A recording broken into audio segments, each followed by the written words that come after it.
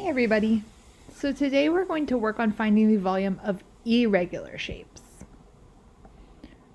So we talked about yesterday, volume is the space inside of a 3D shape.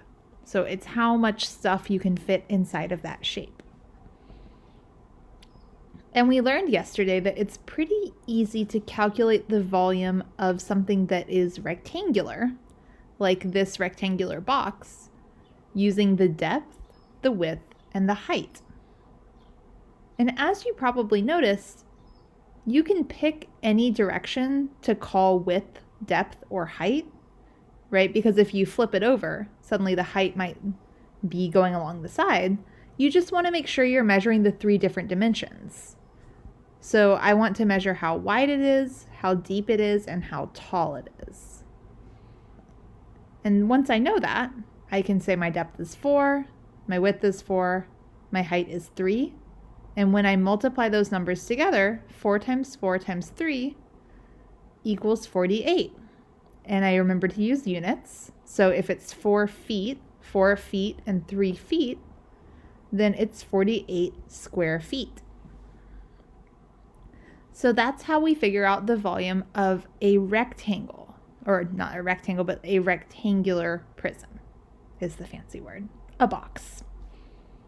Now it gets a little bit trickier when you have this funky shape, right? Where some of it is taller than other parts, there's these weird parts sticking out.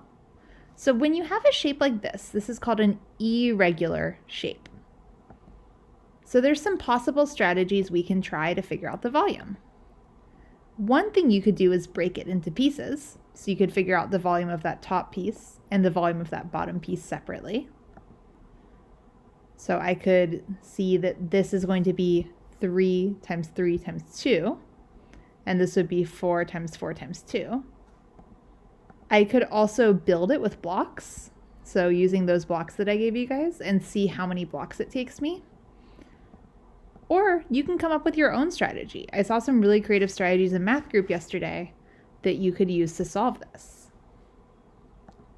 One important thing is to explain your work. So when I'm figuring out the volume of this, I'm going to write down my work as I go. So I'll say the top piece is 3 times 3 times 2, so its volume equals 18. The bottom piece is 4 times 4 times 2, so its volume equals 32.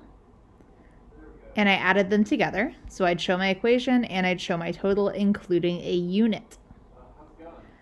Now, because these are imaginary shapes on the computer, we can't really tell if they're feet or inches. So I will tell you the unit for each one.